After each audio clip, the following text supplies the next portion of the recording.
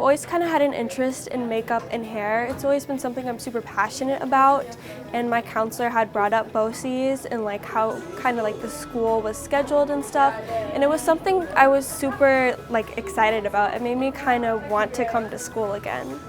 When you're doing cosmetology, it's something different and you're not bored. You're always on your feet and nobody's ever getting the same thing, and I think that you want to like what you're doing for life. It makes me feel more, I don't know, like kind of like more secure, and like it's more individualized. I feel like the people here care more, like they want to set you up for something in the future. I honestly feel like with all the opportunities that they give that I can now do what I really want to do, and it's not as hard. But they give you a lot more information for being so young, because a lot more people take longer to figure out what they want to do, and here they kind of push it on you to get it together.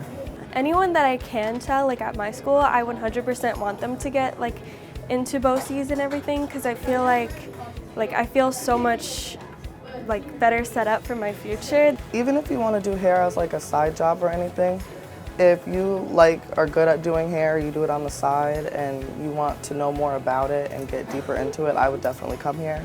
It's not quick, but it's faster than other ways that you could do it, and you do learn a lot.